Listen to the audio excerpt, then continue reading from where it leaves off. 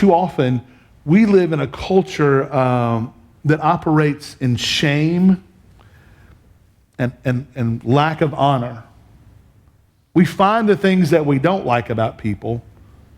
We find the things that we can say to shame people. We find the things that we can say to make ourselves feel better because we can find something wrong with you.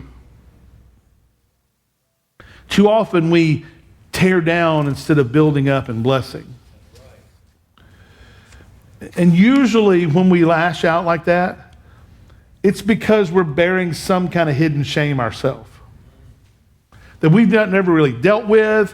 We've never really come to let it come out in the open and be dealt with. And so it's very easy that if we tear other people down, then we just feel better about ourselves, right? You don't have to agree with me, but that's typically the way that happens. The truth is this: wounded people wound. Wounded people wound. You've seen it. You've probably experienced it. Maybe you've done it. Wounded people wound.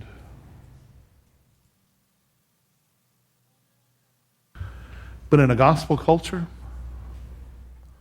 where Jesus bears our shame, we can freely honor each other. See, if I don't have to wear my own shame, I'm free to say good things about you. If I don't have to live in my own shame, I can freely lift you up. If I don't have to live in my own woundings and what I've done in the past and all the things that I might have done wrong or the shame I might have had over some decisions I've made, then it allows me to free up to say good things about you. In a gospel culture, we don't have to bear our own shame. Jesus becomes our burden bearer. That's one of the many good news around the gospel, is that he bears our burdens. He literally is the burden bearer. We lay our burdens on him. We cast our cares on the Lord. Amen. Right? Yeah. So we don't have to. So when we cast them out there, if you're fishing and you cast your line out, where is your line now? Could be, if you've got it hung in your shirt, that's probably happened. But most times whenever we cast something out, where does it go? Away from us and not near us. So when we cast our burdens on the Lord, where are they? They're on him. Our burdens are on him, and we don't have to bear that burden anymore. And it frees us to honor one another. It frees me to say nice things about you. Even if you've wounded me or you've hurt me, if I've cast that care on the Lord, it frees me to say nice things about you. You can say all you want to about me. But if I've cast my cares on the Lord, then you can give me some vitriol and I can give you some love. You know what I'm saying?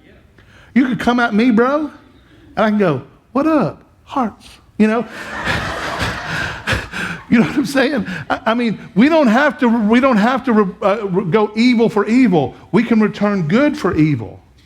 We can return kindness for evil because we've cast our cares on the Lord.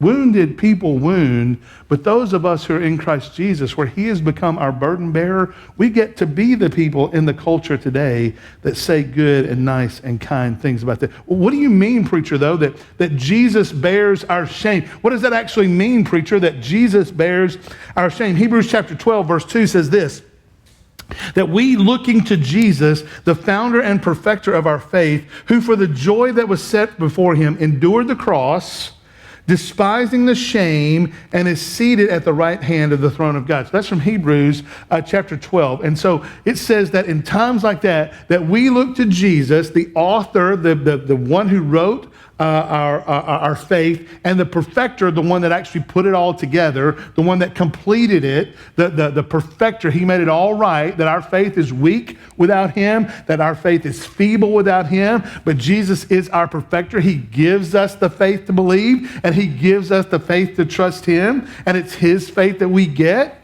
that the perfecter of our faith, for the joy that was set before him, endured the cross, and he despised the shame, which means he took that on, even though it was something that he endured for us on our behalf. He endured it on our behalf, and now he is seated at the right hand of God, ever interceding on mine and your behalf. We don't have to be our own defender because Jesus is seated at the right hand of God defending us for those of us who are in Christ Jesus.